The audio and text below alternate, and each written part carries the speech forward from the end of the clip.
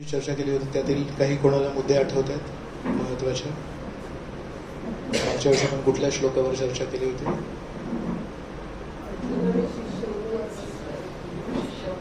गुरु शिष्य संबंधांवर आपण काही चर्चा केली? अर्जुनाने शिष्यत्व स्वीकारलं की नाही वास्तविक? 3 प्रकारचे आपण शिष्य बघितले होते. कोणाला आठवत आहे 3 प्रकारचे शिष्य? एक गुरु भोगी, एक गुरु त्यागी आणि एक गुरु सेवी. आणि त्यानंतर एक मग हा होता 2.11 होता की ज्यामध्ये श्रीकृष्ण त्यांना खूप कडक शब्दात बोलतात, अशोचान अन्वशोचस्त्वं प्रज्ञावादं शभाषसे. त्यानंतर दुसरा श्लोक आठवतोय कुठला आपण चर्चा केला होता? ती दुसरी ओळ झाली त्या श्लोकाची. तर त्याच्यानंतरचा श्लोक आठवतोय? खूप महत्वाचा श्लोक मी सांगितला होता, न त्वेवाहम जातु नासम न त्वं नेमे जनाधिप न चैव न भविष्यम सर्वे वयम् अतः परम. त्याचं भाषांतर आठवतंय कोणाला? असा कोणताही काळ नव्हता जेव्हा मी, तू आणि हे सर्व राजे अस्तित्वात नव्हते. आजही असा काळ नाहीये आणि भविष्यातही नसणार आहे. तर मग श्रीकृष्णाने यामध्ये श्रीकृष्णाची स्वतःची, अर्जुनाची आणि त्या रणभूमीवर असणाऱ्या सर्व राजांची शाश्वततेची शाश्वती दिली. असा कुठलाही काळ नाहीये जेव्हा तुम्ही नष्ट होणार आहात. असा कुठलाही काळ नाही जेव्हा मी नष्ट होणार आहे. त्याचं काय महत्व आपण मागच्या वेळेस चर्चा केली होती, आठवत आहे कोणाला काही? हे जाणून घेण्याचं.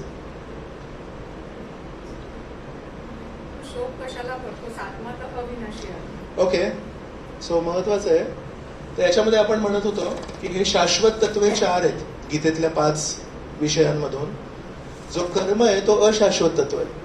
तर मग ईश्वर, जीव, प्रकृती आणि काळ हे शाश्वत आहे. त्याच्यामुळे जीवात्म्यावर जर आपल्याला माहिती पडलं की परमेश्वर आहेतच शाश्वत आणि जीवात्मा पण शाश्वत आहे,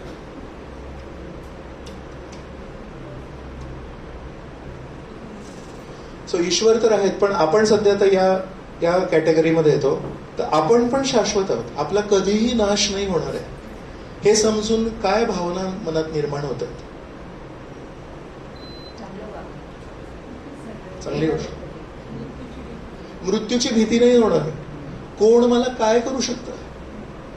तर खरोखर जितकं आपण या तत्वामध्ये खोल जाऊ तितकं आपल्या आयुष्यातून भीतीचं जे प्रमाण आहे, ऍक्च्युली भीती ही प्रत्येकाला लहानपणापासून, कोणाला अंधाराची भीती, कोणाला परीक्षांची भीती, कोणाला बॉसची भीती, कोणाला उद्या काय होईल, कोविडची भीती.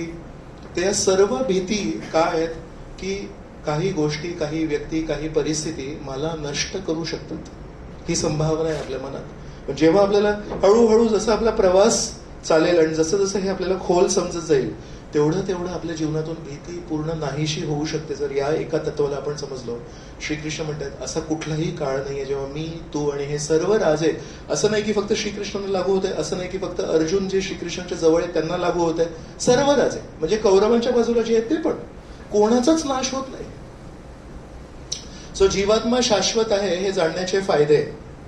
आपण सर्व अशाश्वतते पलीकडे असल्या कारणाने आपल्यावर सतत होणारे बदल यांचा प्रभाव होणार नाही किंवा भीती वाटणार नाही. मी शाश्वत आहे आणि बदल किती होऊ दे माझ्यावर, पण त्या शाश्वत आत्म्यावर या होणाऱ्या बदलांचा कधीही काही फरक पडणार नाही. आपण अशाश्वततेत सुख शोधण्याऐवजी शाश्वततेत आनंद शोधण्याचा प्रयत्न करू.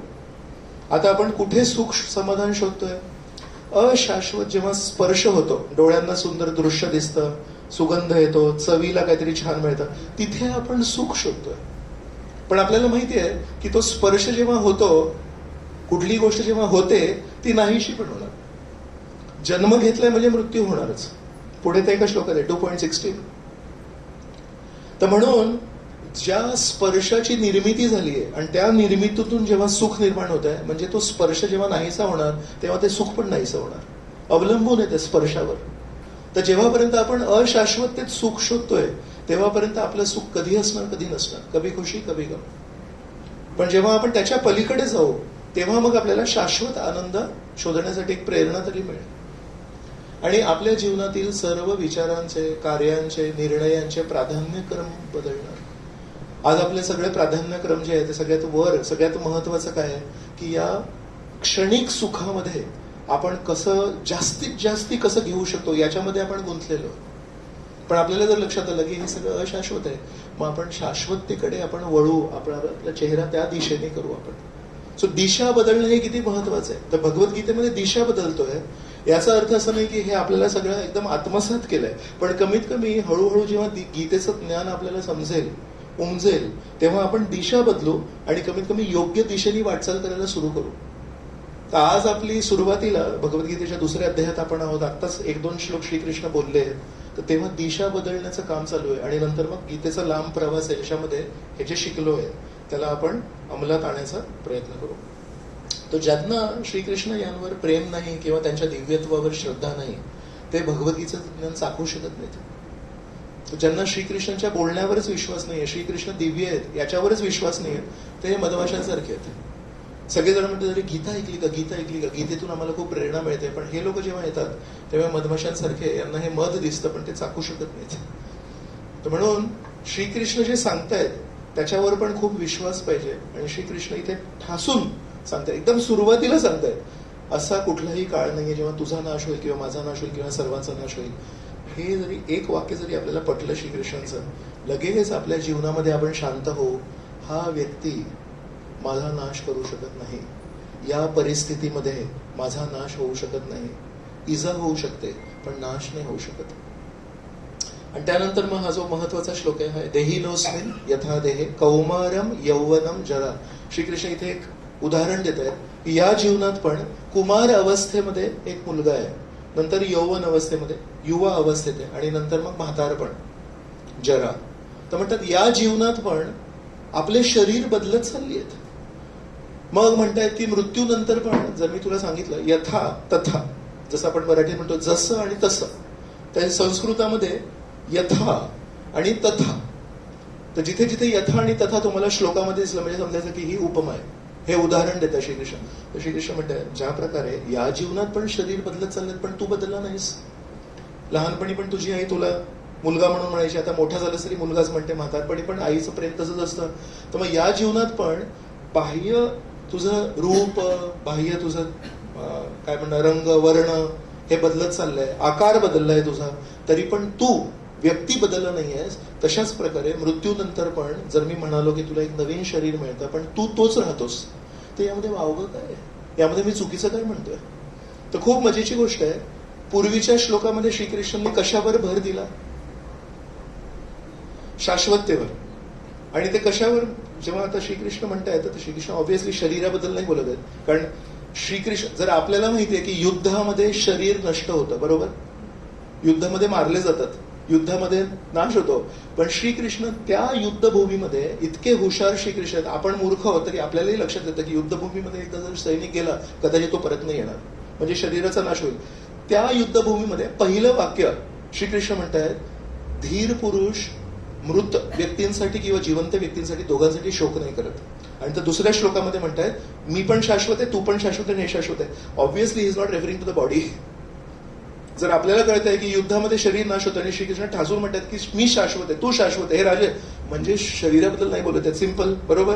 तर मग एका श्लोकामध्ये आत्म्याच्या शाश्वततेवर एवढा भर दिलाय आणि लगेच दुसऱ्या श्लोकामध्ये सांगतायत, पण हे पण लक्षात ठेव की हे शरीर या जीवनातही कॉन्स्टंटली बदलतंय. तर तो कॉन्ट्रास्ट देत आहेत. तर हे दोन गोष्टी शेजारी शेजारी श्रीकृष्णांनी मांडल्या आहेत. एकीकडे आत्मा हा शाश्वत आहे आणि दुसऱ्या श्लोकामध्ये सांगतात यथा देही, या देहात राहणारा जो देही आहे तो कौमारम यौवनम जरा तथा देहांतर प्राप्ती. तर हे शरीर सोडल्यानंतर, हे जेव्हा जसं आपण कारचं उदाहरण दिलं होतं गीता कोर्समध्ये, की कार वापरतो, नवी असते तेव्हा खूप छान वाटते ना, हळूहळू त्या काहीतरी आवाज येतो, हॉर्न सोडून बाकी सगळीकडून आवाज येतो, मग आपण सोडून देतो, नवीन कार घेतो. तसं ते म्हणतात की नवीन एक वस्त्र घेणार आपण, तर काय प्रॉब्लेम. सो एकीकडे शाश्वततेवर भर दिला आणि दुसरीकडे अशाश्वततेवर पण भर दिलाय. तर या दोघातून आपल्याला शिकवत आहेत, मी इथे तुम्हाला गोंजारायला आलो नाहीये. खूप गोड गोड बोलून, काही काही धर्मगुरू असतील जे आपल्या शिष्यांना फक्त गोड बोलून त्यांना प्रसन्न करण्यासाठी त्यांचे गुरु बनले आहेत. श्रीकृष्ण म्हणतात मी इथे कोणाला प्रसन्न करायला नाही आलोय, मी तुम्हाला जीवनाचं सत्य सांगायला आलोय. एकीकडे शाश्वत आहे, एकीकडे अशाश्वत आहे. पाणी आणि तेल एका बाटलीमध्ये मिक्स केलं तर ते मिक्स होतं का कधी? पण श्रीकृष्णांची कमाल आहे की पूर्णपणे शाश्वत आणि आध्यात्मिक आत्मा आणि एकीकडे पूर्णपणे अशाश्वत आणि भौतिक शरीर, या दोघांना मिश्रण करून आपल्या समोर आपण एकमेकांच्या समोर उभे आहोत. यामध्ये एक शाश्वत आत्मा आहे, त्याशिवाय या मृत शरीराला प्राण कसं येणार? आत्मा गेल्यावर शरीर असं धडाडकन पडतं खाली, शरीरामध्ये शक्ती नाही. एका जिवंत व्यक्तीला कधी उचललंय तुम्ही? पूर्ण लहान मुलाला नाही, पण भावाला असं कधी कधी गमतीमध्ये उचललंय कधी कोण? मृत शरीराला कधी कोण उचललंय? महिला उचलत नाहीत. पण कधी खांदा दिलाय? ऍक्च्युली त्या एका शरीराला उचलायला 4 लोक लागतात. फार गमतीची गोष्ट आहे ती. आणि तोच माणूस जेव्हा जिवंत असतो तेव्हा त्याच्यामध्ये, त्या आत्म्यामध्ये इतकी शक्ती आहे की आपण सहजपणे माझ्या भावाला, माझ्या बहिणीला, तरुण बहिणीला किंवा तरुण भावाला मी आरामात उचलू शकतो. पण तो व्यक्ती त्याच्यातून प्राण चाललाय, आत्मा गेला, सूक्ष्म आत्मा आहे तो तेवढा सूक्ष्म आत्मा गेला, त्या शरीराचं वजन इतकं वाढतं, शरीर कोसळतं, शरीर स्वतःला सांभाळू शकत नाही आणि त्या शरीराला उचलत 4 लोक आणि ते पण थकतात. तर अशा प्रकारे श्रीकृष्णांनी हे 2 गोष्टी शेजारी शेजारी दिल्या. तर याच्या पुढचा श्लोक मी मागच्या वेळेस म्हटलं होतं की खूपच महत्वाचा श्लोक आहे, तो मिस करू नका. तर त्याच्यावर आपण चर्चा करूया. आता हा पुढचा श्लोक आहे. आता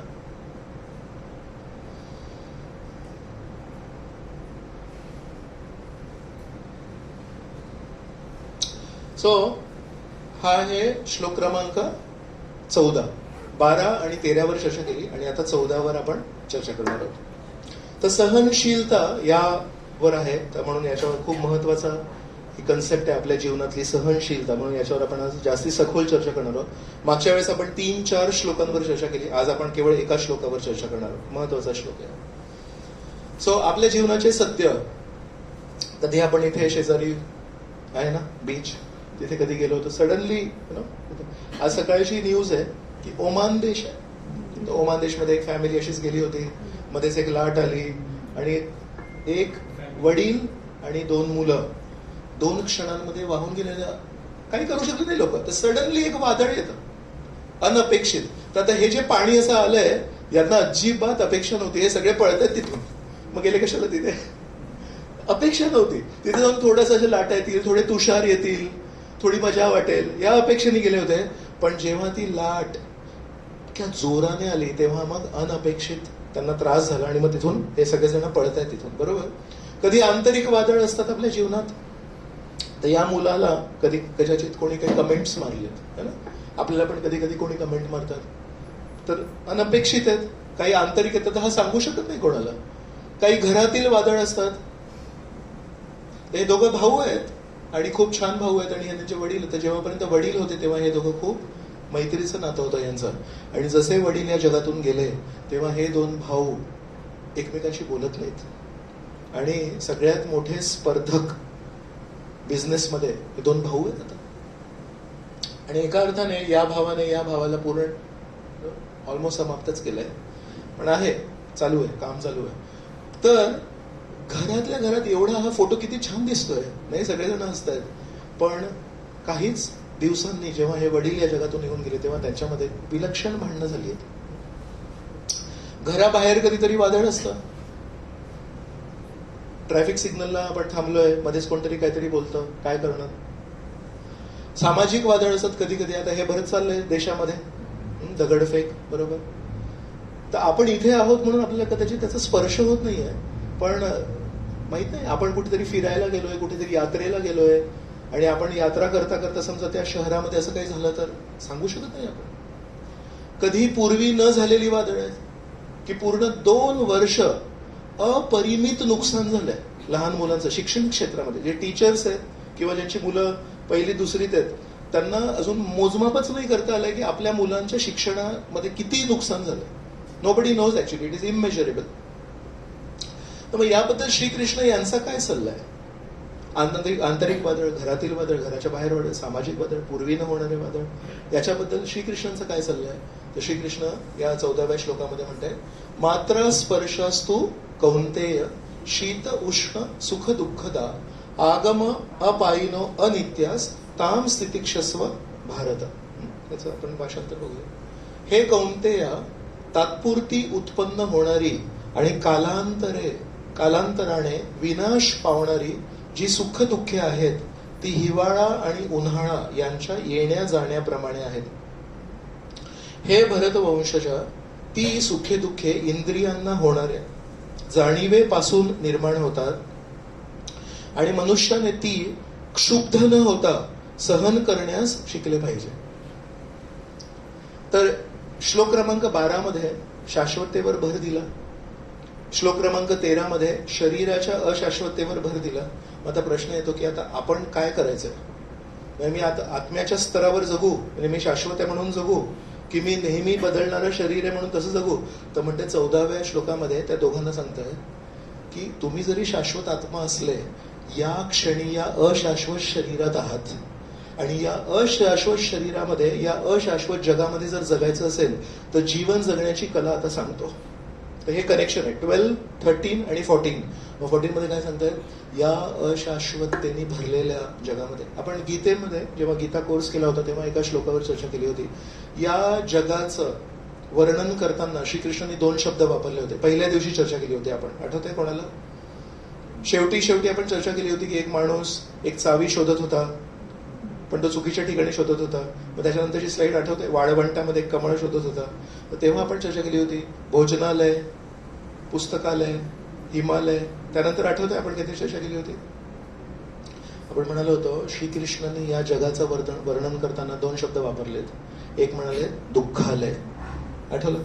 आणि दुसरा शब्द काय वापरला? अशाश्वत. तर श्रीकृष्णांच्या दृष्टीने श्रीकृष्णाला जर विचारलं या जगाचं वर्णन करणार का तुम्ही, तर म्हणतात 2 शब्द वापरीन मी. झाडं, झुडपं, डोंगर हे नाही वापरत, म्हणतात दुःखालय आणि अशाश्वत. बरोबर? तर श्रीकृष्ण म्हणतात आत्मा शाश्वत आहे, शरीर अशाश्वत आहे, पण जेव्हापर्यंत आपण या अशाश्वत जगात वावरतोय आणि हे वावरताना आपल्याकडे वाहन काय आहे, तर हे अशाश्वत शरीर आहे. अशा प्रकारे या जगात वावरताना हा श्लोक पाठ करा, असं श्रीकृष्णांचं म्हणणं आहे. की या जगामध्ये कधीही अधिकांश आपल्या मनासारखं होणार नाही. आपण जे म्हणतो the only thing permanent in life is change. बदल घडणार आहेत. जेव्हा आपण म्हणतोय आता जरा चांगलं चाललंय, त्या वाक्यामध्ये उद्याच्या दुःखाचं बीज आहे. का? कारण आज जसं चाललंय ते तसं नाही चालणार आहे. आज जर आपल्याला सुख मिळत आहे तर उद्या दुःख मिळणार आहे. पण त्याची दुसरी बाजू पण आहे की आज जर आपण दुःखी आहोत, हा श्लोक जर आपण आठवला आणि जर आज आपण गेले 10 मिनिटं जी चर्चा केली त्याच्यावर जर विचार केला तर एक लक्षात येणार की हे पण अशाश्वत आहे. म्हणजे दुःखानंतर सुख येणार आहे, सुखानंतर दुःख येणार आहे. त्या गीता कोर्समध्ये आपण चंद्राचे एक स्लाइड होते पौर्णिमेपासून अमावस्येपर्यंत, आणि तसंच आपण म्हटलं होतं अशाच प्रकारे अमावस्येनंतर पौर्णिमा येते, पौर्णिमेनंतर अमावस्या, अमावस्येनंतर पौर्णिमा. तसं आपल्या जीवनात पण कधी पौर्णिमा असते, कधी अमावस्या असते. अमावस्या असताना रडता कामा नये आणि पौर्णिमा असताना खूपच आनंदित होता कामा नये. तर श्रीकृष्ण इथे म्हणतात की तात्पुरती उत्पन्न होणारी आणि कालांतराने विनाश पावणारी, हे असं होणार आहे. आणि म्हणतात त्यासाठी श्रीकृष्णांचं उदाहरण आहे हिवाळा आणि उन्हाळा आणि आता आहे पावसाळा. अशा प्रकारे हे चक्र नेहमी चालत राहणार आहे. तर काय करू शकतो? आता पावसाळ्यामध्ये काय करू शकतो? तर छत्री वापरू शकतो. जेव्हा हिवाळा येईल तेव्हा काय करू शकतो? स्वेटर वापरू शकतो. जेव्हा उन्हाळा येईल तेव्हा काय वापरू शकतो? थोडे कॉटनचे गरमी न होणारे कपडे वापरू शकतो. या पलीकडे काय करणार आहे? जर तुम्ही म्हणाले मला थंडीच पाहिजे, मला नाही आवडत गरमी, इथे नुसता घाम सुटतो, काही करू शकत नाही. पावसाळ्यामध्ये मला पाऊस नकोय, मी छत्री आणायला विसरलो, काहीही करू शकत नाही. तर श्रीकृष्णांचं उदाहरण काय आहे? हिवाळा आणि उन्हाळ्याप्रमाणे या जगामध्ये तुमच्या जीवनातही कधीतरी घाम निघणारा उन्हाळा येणार आहे. म्हणजे कष्ट करणारी परिस्थिती येणार आहे. कधी छान असा एक छान अलगद वारा सुटतो थंड, तशा प्रकारे हिवाळा येणार आहे. कधी कधी प्रॉब्लेम्स, समस्यांचा पाऊस येऊ शकतो. आणि काही फक्त आपण काय करू शकतो? कमीत कमी मी कसं भिजू शकतो हे छत्री करते. कोणाची छत्री आहे इथे जी म्हणते की मी छत्री उघडल्यावर, तुम्ही तुमच्यातून हात वर करू शकता, मी एकदा छत्री उघडल्यावर मी पूर्णपणे कोरडा किंवा कोरडी राहते? आहे कोणी इथे? छत्री काय आहे माहितीये? छत्री आहे की पाऊस पडतोय, पाय आणि थोडंसं वर गुडघ्यापर्यंत वगैरे भिजणारच आहे, डोकं वाचलं तर छान. तसंच हे जर समजलं तर जीवनामध्ये समस्यांचा पाऊस येणार आहे, त्यामध्ये आपण काही ना काहीतरी खेचले जाणार आहोत. त्यातल्या त्यात मॅक्झिमम प्रयत्न करायचा की एकदमच सर्दी नाही व्हायला पाहिजे, एकदमच आपल्याला त्रास नाही व्हायला पाहिजे, तेवढं आपण करू शकतो.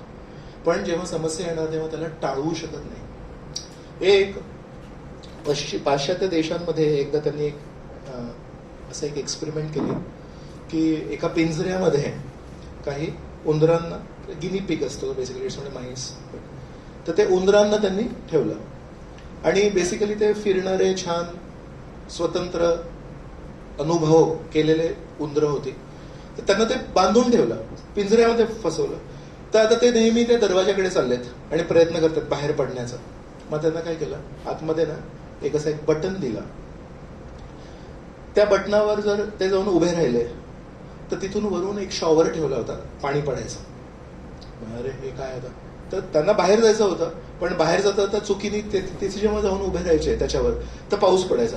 तर प्राण्यांना साधारणपणे पाणी अजिबात आवडत नाही.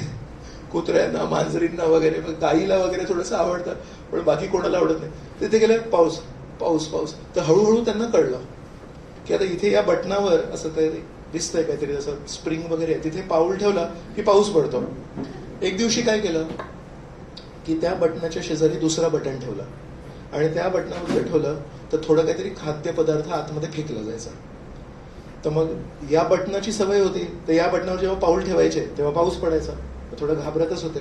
एकदा चुकीने कोणतरी दुसऱ्या बटनावर पाऊल ठेवलं तर लगेच काहीतरी खायला आलं आतमध्ये. अच्छा, म्हणजे ह्या बटनावर पाऊल ठेवलं तर पाऊस पडतो, या बटनावर पाऊल ठेवलं तर खायला मिळतं. परत एक गेला तिकडे तर खायला आलं काहीतरी. छान मजा आली त्यांना. म्हणजे इथे या बटनावर कधीही पाऊल नाही ठेवायचं आणि या बटनावर पाऊल ठेवायचं. त्यांनी छान दाबायचे खायला यायचं, दाबायचे खायला यायचं. एक दिवशी ते बटन एक्सचेंज केले. मग आता ज्या बटनाने खायला यायचं तिथे पाऊस पडायला लागला. परत दबकले, अरे हे काय झालं. मग या बटनाने इथे पूर्वीचा जो बटन होता तिथे केल्यावर खायला यायचं. अशा प्रकारे हा अनुभव झाला. तर थोडे कन्फ्युज झाले, तर काय करायचं नक्की. परत एकदा ते एक्सचेंज केले. तर अशा प्रकारे जे 3-4 वेळा एक्सचेंज केले, या लोकांमध्ये बेसिकली एक गेम झाला. तो हा म्हणायचा की अरे इथे पाऊस येईल, इथे खायला येईल. दुसरा म्हणायचं की नाही, ती कालची गोष्ट आहे, तू बघितलंस का, परिस्थिती बदलली. आणि त्याच्या आधी पण परिस्थिती बदलली होती. तसं 3-4 वेळा जेव्हा ते बटन एक्सचेंज केले, आता त्या सगळ्या उंदरांमध्ये एक गेम सुरू झाला. चला आता बघूया, या बटनामध्ये पाऊस आहे की या बटनामध्ये खाण्याचं आहे. आणि तो जो दरवाजा जो होता तो अशा 4-5 वेळा हे बटन एक्सचेंज केलं, तो दरवाजा ओपन करून ठेवला होता. पण एकही उंदीर बाहेर नाही आला. कारण now life was not about escaping, now life was about experimenting. प्रयोग करण्यामध्ये ते इतके गुंतले की त्या पिंजऱ्यातून मी बाहेर होतो एकेकाळी आणि बाहेर पडण्यामध्ये माझा आनंद आहे तेच विसरले. तशा प्रकारे एका अर्थाने सुख आणि दुःख यामध्ये आपण पण, अरे इथे मागच्या वेळेस मी जेव्हा हे केलं होतं तेव्हा सुख मिळालं होतं त्याच्यामध्ये, पण आता दुःख मिळतंय. ठीक आहे, पण मागच्या वेळेस जिथे दुःख मिळालं होतं ते करून बघतो, कदाचित तिथे सुख असेल. तर ते सुख दुःख सुख दुःख हे करता करता आपलं पूर्ण आयुष्य निघून जातं आणि आपल्याला हे लक्षात येत नाही आपण या तुरुंगात फसलोय. नाही, गीता गोस्वामी आपण चर्चा केली होती याच्यावर. तर तुरुंगातून बाहेर पडण्याचा ध्यास आपण घ्यायला पाहिजे आणि ते सोडून आपण कधी हे खाऊ, कधी याला स्पर्श करू, कधी या बटनाला स्पर्श करू आणि असं करत करत पूर्ण आयुष्य आपल्याला सुख आणि दुःख अनुभवण्यामध्ये निघून जातं आणि बाहेर पडतच नाही. सो सहनशीलता जेव्हा पण आपण बोलतो, काही लोकांचे तोंड असे होतात की बापरे आता हे काय सांगणार आहेत, यांना माहिती आहे का माझ्या जीवनात काय दुःख आहेत. लेक्चर देणं सोपं आहे तुम्हाला, माझ्या जीवनात मला घेऊन बसा आणि मी सांगते तुम्हाला, मी सांगतो तुम्हाला माझ्या जीवनामध्ये काय काय दुःख आहे. सहनशीलता कोणाला भावेल, सहनशीलताची जी कन्सेप्ट आहे ती कोणाला आवडेल, ज्याला जीवनामध्ये हे माहिती आहे की मी सध्या तुरुंगात आहे आणि माझा जो काम मोठं आहे, माझं काम हे लहान लहान गोष्टींमध्ये फसायचं नाही आहे. माझ्या जीवनामध्ये मला काहीतरी मोठं करायचं आहे. Forget about escaping from the prison. तुरुंगातून बाहेर पडणं पण सोडा. एका गावातल्या एका लहानशा मुलाला शहरामध्ये येऊन एक खूप मोठं ऑफिसर बनायचं, लेट्स से IAS ऑफिसर बनायचं, त्याला सहनशीलता लागेल का? तो लहानशा गावातून आहे. तो आधी पहिल्यांदा जेव्हा कुठल्या तरी क्लासेसला जाईल तेव्हा कोणीतरी हसणार त्याच्यावर, हे बघा चप्पल घालून आला, बाकीचे सगळे शूज घालून येतील, बरोबर. त्याच्या बोलण्यामध्ये गावातली एक ऍक्सेंट असेल, हे सगळे म्हणतील बघ याला नीट बोलता पण येत नाही. ते सगळं सहन करून त्याला एक विचार करायला लागेल, मी इथे, मी श्रेष्ठ की हे श्रेष्ठ, की मी कनिष्ठ की हे कनिष्ठ, मी छोटा की मी मोठा, की हे छोटे की हे, याच्यासाठी आलोच नाहीये मी इथे का आलोय? गावातून आई वडिलांचा आश्रय सोडून, छान जेवण वगैरे सोडून, ते छान सुंदर वातावरण सोडून शहरात मी का आलोय? अभ्यास करायला आलोय. तुमच्यातून कधी कोणाची मुलं कुठे जर हॉस्टेलला वगैरे गेले असतील आणि जर त्यांनी रोज फोन करून सांगितलं, आई इथे खायला नाही मिळत आहे, आई आता आजची चपाती जळलेली होती, आई आजचा भात शिजलाच नव्हता, 2-3 दिवस तुम्ही ऐकाल, चौथ्या दिवशी काय म्हणणार? सोडून ये परत घरी. काय म्हणणार तुम्ही? बघ, जे काही आहे शक्य असतं आपल्या छोट्याशा शहरामध्ये, आपल्या छोट्याशा गावामध्ये जर कॉलेज असतं, आपण तसं केलं असतं. पण वास्तविकता ही आहे की आपल्या गावामध्ये, आपल्या कॉलेजमध्ये नाही आहे मोठं कॉलेज, तर तुला सगळ्यात चांगल्या कॉलेजमध्ये टाकलंय. थोडं कृतज्ञ बन आणि जे काही जळलेली चपाती आहे, न शिजलेला भात आहे, ते 4 वर्ष सहन कर आणि ज्या कामासाठी गेलायस त्यावर फोकस कर, बरोबर. तर साध्या नोकरीसाठी, साध्या अभ्यासासाठी, साध्या यशप्राप्तीसाठी समाजामध्ये जे कोणी यशस्वी आहेत, खोटे यशस्वी नाही, फेसबुकचे यशस्वी नाही, ऍक्च्युअल जे यशस्वी आहेत, त्यांना जर आपण कधी त्यांचे जीवनचरित्र वाचलं, साधारण यशस्वी व्यक्तीच्या जीवनचरित्रामध्ये काय सापडतं आपल्याला? सहनशीलता आणि संघर्ष आणि याचा प्रतिसाद सहनशील. जर संघर्षातून तो माणूस गेलाच नाहीये, तो यशस्वी होतच नाही. आणि जर त्या संघर्षातून जाता जाता नेहमी रडारड केलीये, मीच का, माझ्यासोबतच असं का, तरी तो यशस्वी होत नाही. संघर्ष येत राहणार आणि याची सहनशीलता तो दाखवत राहणार. या दोघांचा जेव्हा मेळावा होतो तेव्हा तो माणूस यशस्वी होतो. एनिबडी, कोणाचंही जीवनचरित्र घ्या. तर मला एक सांगा, अभ्यासामध्ये पुढे जायचं असेल, बहीण असते, तिचं काहीतरी, भाऊ असेल तर IPL मॅच बघतोय, बहीण असेल तर तिचं काहीतरी वेगळं चालू असतं, वडिलांचं काहीतरी वेगळं काम, आईचं वेगळं. अभ्यास करायचं की नाही? शेवटी प्रत्येक मुलाला हे ठरवायला लागेल, मला अभ्यास. आई ही आहे ना, ही जोरात टीव्ही लावते, हिला टीव्ही बंद करायला सांग. याच्यावर जेव्हा पण आपण फोकस करणार, हिला करायला सांग. पप्पांना सांग की इंटरनेट बंद करतील, मला हे नाही होते. आई शेजाऱ्यांना सांग की त्यांनी ना रेडिओ खूप जोरात लावलाय. हे किती वेळा कंट्रोल करणार? बहिणीला कंट्रोल करू शकतो, पप्पांना सांगू शकतो, शेजाऱ्यांना कोण सांगणार? आणि तुमच्या बिल्डिंगच्या जवळ समजा रेल्वे ट्रॅक असेल, तिथून ज्या आगगाड्या चालल्यात त्यांना कोण कंट्रोल करणार? की उद्या माझी परीक्षा आहे, एवढ्या जोरात शिटी नका मारू. तर शेवटी फायनली एक तुम्हाला लक्षात घ्यायला लागेल, मी परिस्थितीला बदलू शकत नाही, मी मला बदलू शकतो. सो या जगामध्ये ऐहिक यश जरी पाहिजे असेल, त्याच्यासाठी पण सहनशीलता तुमची मैत्रीण, स्त्रीलिंगी शब्द आहे सहनशीलता म्हणून मैत्रीण म्हणतोय, एक मैत्रीण म्हणून घ्यावी लागेल. आणि ज्याची मैत्रीण सहनशीलता नाही आहे, तो या जगामध्ये पण अयशस्वी होतो. परलोकामध्ये यश कसं मिळणार त्याला? म्हणून श्रीकृष्ण म्हणताय की आत्मा शाश्वत आहे, शरीर अशाश्वत आहे. आता या अशाश्वत शरीरामध्ये आणि या अशाश्वत जगामध्ये जगण्यासाठी जी काही गोष्ट तुला सगळ्यात महत्वाची आहे ती सांगतो. मात्रा स्पर्शास्तु कौंतेय शीत उष्ण सुख दुःखदा आगम पायनो अनित्यास ताम स्थितिक्षस्व भारत. तितिक्षा, सहनशीलता संस्कृत भाषेमध्ये होते तितिक्षा. तितिक्षा शिक. कोण म्हणतायत? सृष्टी करते, ज्यांनी हे जग बनवलंय. कधी म्हणतायत? सुरुवातीला. सो शाळेमध्ये पहिलीमध्ये काय शिकवतात? अ ब क शिकवतात. त्याच्यानंतर मग नि अननस इत्यादी इत्यादी, बरोबर. हळूहळू ती भाषा मग वाढत जाते. पहिलीमध्ये जे शिकवतात ते फंडामेंटल आहे.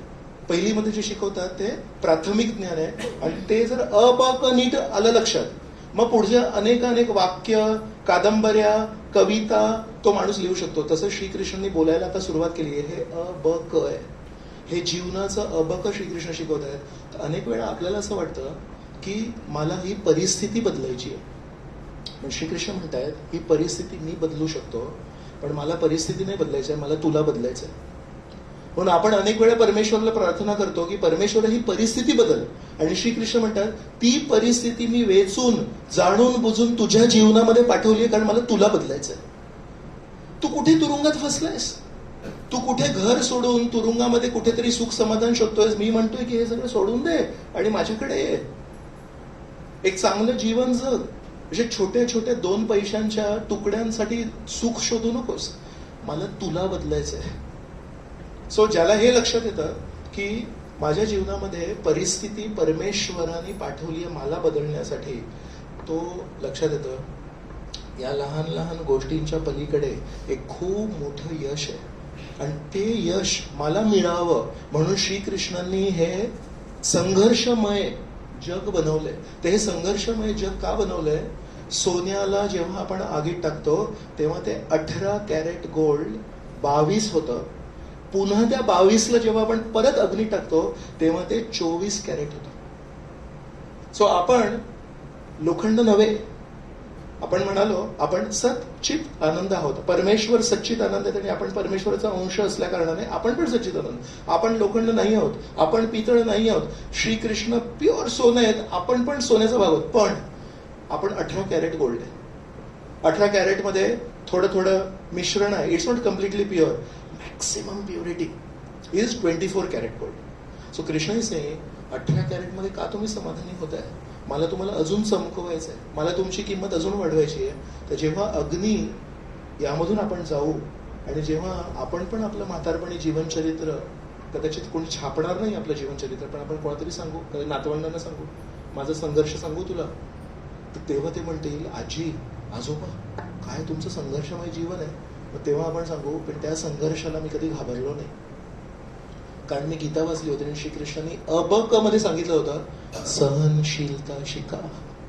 म्हणून या जगामध्ये किंवा वैकुंठाला जर जायचं असेल सहनशीलता पाहिजे. तर याच्यासाठी म्हणताय तात्पुरती आणि क्षुब्ध न होता. तर जो कासावीस होतो, जो क्षुब्ध होतो, यांनी असं का म्हटलं? ते असे काय, त्याला कधीही परमार्थावर फोकस करता येणार नाही. सी कॅमेरा यूज करतात कोणी, तर कॅमेरामध्ये कधी कधी लॉंग शॉट आणि क्लोज शॉट असतो, बरोबर. तर इथे जर मी फोकस केलं, इव्हन याच्यामध्ये पण फोनमध्ये पण जो कॅमेरा असतो त्याच्यामध्ये पण असतो. सो आयदर जसं इथे मी कॅमेरा ठेवला तर मागे जे ऑर्गनायझर्स बसलेत ते असे थोडे धुकट होणार, फेड होणार, आणि माताजी येते प्रभूजी येत एकदम शार्प येणार, बरोबर, स्पष्ट येणार. आणि मला ऑर्गनायझर्सला शार्प घ्यायचं असेल तर मला ती लेन्स बदलायला लागणार, आणि देन मग organisers will come very sharp, पण हे जे समोरचे आहेत हे असे फेड होणार, बरोबर. आता मी तुमच्याशी बोलतोय ना, I can see this screen, पण मी तुमच्याशी बोलताना मला वाचता येत नाही. मग मी असं बघितलं स्क्रीन वाचत, कारण ते स्क्रीन इज टू क्लोज. तसं जेव्हा आपण या जगातल्या संघर्षांवर खूप फोकस करतो, श्रीकृष्ण आपल्याला स्पष्टपणे दिसणार नाहीत. आणि जेव्हा आपल्याला हा एक विश्वास येईल मला श्रीकृष्णांना गाठायचं आहे, मला श्रीकृष्णांना बघायचं आहे, तेव्हा मग इथे जे छोट्या मोठ्या गोष्टी चालत असतात त्याच्यावर आपण फोकस नाही करत. आपण म्हणतो, सो इंग्लिशमध्ये आय विल से समथिंग, नंतर मराठीत म्हणतो, tolerance means to keep small things small so that you can focus on big things in life. सहनशीलता म्हणजे आपल्या जीवनातल्या छोट्या छोट्या गोष्टींना छोटं छोटंच ठेवायचं, आणि छोट्या गोष्टींना छोटं ठेवलं तर मोठ्या गोष्टींसाठी मोठा प्रयत्न करता येतो. सो जीवनामध्ये सुख दुःख येत राहणार आणि हे गोल गोल गोल गोल चक्र चालत राहणार, याच्यामध्ये फसायची गरज नाहीये. तात्पर्य श्रील प्रभुपादांनी दिलंय या श्लोकावर, त्यातलं हे पहिलं वाक्य, योग्य कर्तव्य पालनासाठी एखाद्याने अनित्य असणाऱ्या सुखदुःखांची उत्पत्ती तथा विनाश सहन करण्यास शिकलेच पाहिजे. सो इंग्लिश ट्रान्सलेशन जे आहे, मी जेव्हा पहिल्यांदा गीता वाचली तेव्हा इंग्लिश वाचली होते, मग नेहमी इंग्लिश. सो प्रभुपादांनी लिहिलंय one must learn to tolerate. या श्लोकाचं जे भाषांतर प्रभुपादांनी दिलंय, सो इंग्लिशमध्ये एक असतं should, you should do this म्हणजे असं तू करू शकतोस, आणि यू मस्ट डू दिस म्हणजे you have to do this, करायलाच पाहिजे. तर प्रभुपादांनी इंग्लिशमध्ये ट्रान्सलेशन केलं त्याला म्हणजे one has to learn, one must learn to tolerate the non permanent appearance of happiness and distress. तर ते मग कमीत कमी मराठी भाषांतर ज्यांनी केलंय त्यांनी तात्पर्यामध्ये घेतलंय शिकलेच पाहिजे. शिकले पाहिजे नाही. शिकणं योग्य असेल नाही ही ना सुचवत नाहीयेत. आपण सुचवतो ना कधी कोणाला, श्रीकृष्ण विनंती नाही करत आहेत. श्रीकृष्ण अरे असं केलं तर चांगलं होईल. शिकलेच पाहिजे. जर जीवनामध्ये काही प्राप्त करायचं असेल तर सहनशीलता पर्याय नाहीये. योग्य कर्तव्य पालनासाठी शिकलेच पाहिजे. तर आपण कधी अशा समुद्राच्या शेजारी कधी उभे असू आणि आनंद घेत असू, बरोबर. तर जेव्हा आपण बघतो तेव्हा या अशा लाटा येत आहेत एक एक. तर मग मनात एक विचार येतो की कुठल्या लाटेचा आनंद मी घेऊ. तर याच्यातून कोणी व्हॉलेंटियर करणार. मी जर एक प्रश्न विचारतो, anybody wants to volunteer? Okay, so तुम्ही हात वर केला की कधी समुद्रामध्ये जेव्हा आपण जातो आणि अशा लाटा येत असतात, सो असं किती वेळा झालंय की तुम्ही एक लाट ठरवली की ही लाट आता, ही दुसरी आता येते, ती अशी वाढत वाढत येते आणि तुम्ही गेले त्या लाटेला भेटायला आणि ऍक्च्युली ती जेव्हा पीकला होती तेव्हा ती तुम्हाला भेटली. हा, म्हणजे असा अनुभव झाला आहे का की आता ती अशी वाढते आणि आपल्या आता तिशी गुडघ्यापर्यंत लाट आहे, त्याच्यात काय मजा आहे. सो अशी उंच जेव्हा होते ती अशी वाढत जाते की नाही, आणि तेव्हा आपण विचार करतो की आता मी तेव्हा पुढे जाईन आणि त्या उंच झालेल्या लाटेला मी स्पर्श करीन. म्हणजे तो एक आनंद ना पूर्णपणे. असं झालंय कधी? मी आता जितक्या कार्यक्रमांमध्ये हा प्रश्न विचारलाय तर ते प्लॅनिंग असतं. अरे ही आता येते लाट, ती अशी हळूहळू वाढेल आणि आपण किती रेअर आहे ते, किती दुर्मिळ आहे की जेव्हा that. So you understand the point, right. लाट अशी वाढते आणि नंतर कमी होते आणि आपल्याला कधी गाठायचं आहे त्या लाटेला, जेव्हा ती पूर्णपणे वाढलेली, त्याच्यात ती खरी मजा आहे ना. तर नुसतं असं पायाला येऊन स्पर्श आहे त्याच्यात काय मजा आहे. तर किती लोकांनी मी विचारलंय की तुम्ही जेव्हा समुद्रात जायचा तो आनंद काय आहे, तोच आहे की अशा लाटा एका पाठोपाठ येत असतात आणि आपण लोक त्या स्नान करायचं आणि त्याची मोठी लाट अशी येते जेव्हा तेव्हा मजा येते.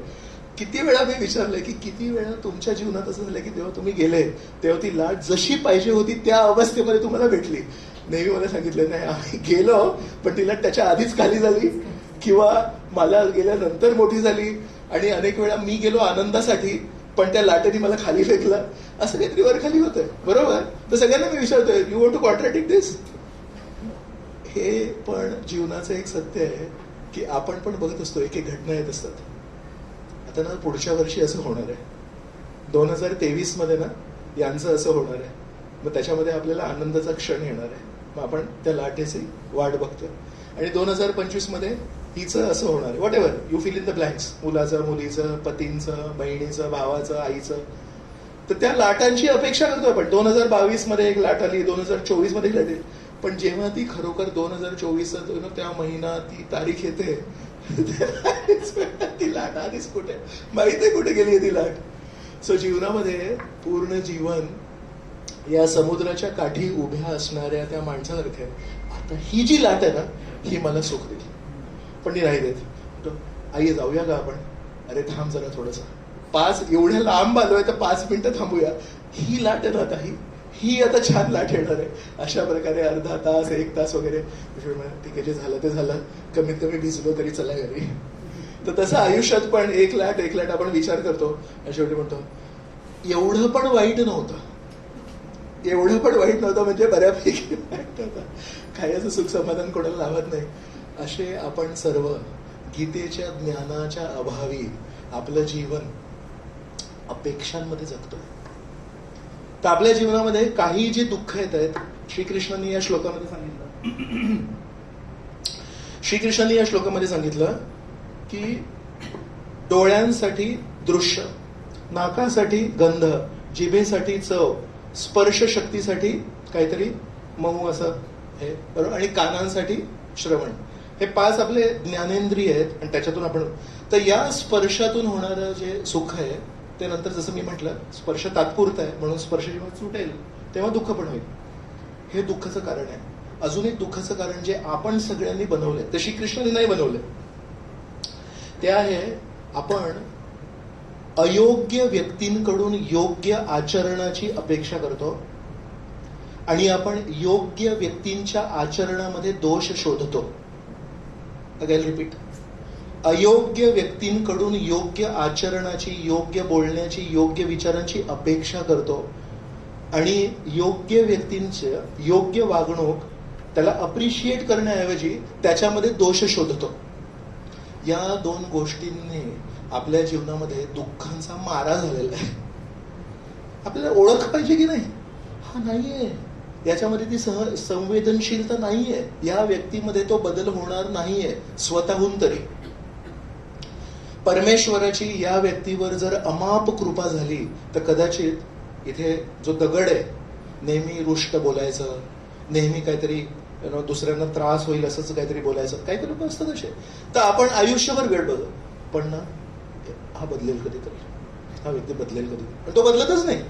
तर त्या अपेक्षांचं ओझं वाहत वाहत कधी कधी केलंय असं की खूप मोठी सुटकेस आहे आणि प्रवास करताना तिथे ट्रॉली पण नाही, त्याला व्हील्स नाही आणि कुली पण नाहीये, काय करणार?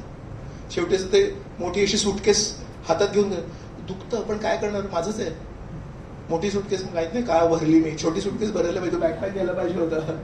तसं आयुष्यामध्ये चुकीच्या व्यक्तींकडून चांगली अपेक्षा करून आपण आपलं ओझं वाढवलं. तर एवढी जरी आपल्याला ओळख असेल, याच्याकडून ह्या अपेक्षा नाही करायच्या, जीवन ना हलकं होतं. 2 क्षणांसाठी मी शांत बसतो. तुम्ही विचार करा की तुम्हाला जवळचे जे लोक आहेत, आता मित्र मैत्रीण भाऊ भावंड असेल, त्याच्याकडून अपेक्षा आहेत का? आणि किती प्रमाणात त्या अपेक्षा ते व्यक्ती, मला काहीच माहिती नाही, ते पूर्ण होतात त्या अपेक्षा.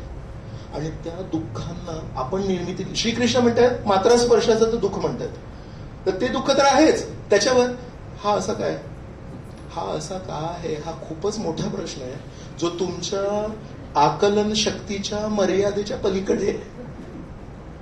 आपण काय करू शकतो? मी असा काय, याच्यावर आपण चर्चा करू शकतो. हा असा काय, तो असा का वागतो, ती अशी काय, याच्यावर काही घेणं देणंच नाही आपल्याला. बिकॉज ते आपल्याला विचारतच नाहीये की माझ्यामध्ये काही बदल करू का. ज्या दिवशी ते तुम्हाला शिष्य म्हणून, गुरु म्हणून शिकत, श्रीकृष्णांना अर्जुन म्हणाले शिष्यस्तेयम शादीमाम, तर तुमची एखादी मैत्रीण जर तुम्हाला येऊन म्हणाली आजपासून मी शिष्य, तुम्ही माझे गुरु, त्या दिवशी तुम्ही बोलू शकता, त्या दिवसापर्यंत बोलूही नाही शकत. मग अशा प्रकारे खोट्या अपेक्षांचं दुःख हे आपणच निर्माण केलंय. तर ऑलरेडी दुःख आहे, त्याच्यामध्ये खोट्या अपेक्षांचं दुःख आहे. आणि त्यामध्ये जर कोणी एखादा चांगला व्यक्ती भेटला तर त्या व्यक्तीमध्ये पण दोषारोपण करून त्याच्यामध्ये काहीतरी दोष शोधण्याची पण आपल्यामध्ये खूपच अद्वितीय कला आहे. अशा प्रकारे आपण आपल्या जीवनामध्ये, मराठीत एक म्हणतात स्वतःवर ओढून घेऊ नको, तर ते आपण स्वतःवर एवढं काय काय ओढून घेतलं. श्रीकृष्ण तर ते सोडते. Think long term. सो तात्पर्यातील परत दुसरं एक महत्वाचं वाक्य आहे, प्रतिकूल वातावरणातही मनुष्याने आपले कर्तव्य पालन केलेच पाहिजे. अगेन सो या श्लोकाच्या तात्पर्यामध्ये श्रील प्रभुपाद केलेच नेहमी म्हणतात का, श्रीकृष्णांचा तो मूड आहे याच्यामध्ये, केलंच पाहिजे, सहनशीलता केलीच पाहिजे, पर्याय नाहीये. तर याच्यामध्ये काय काय उदाहरण देतात श्रील प्रभुपादांचे उदाहरण आहे तात्पर्यामध्ये. माघ महिन्यामध्ये, माघ मेला असतो ना, ज्याला जनरली कुंभमेळा म्हणतात, so that is basically Magh Mela, Prayag.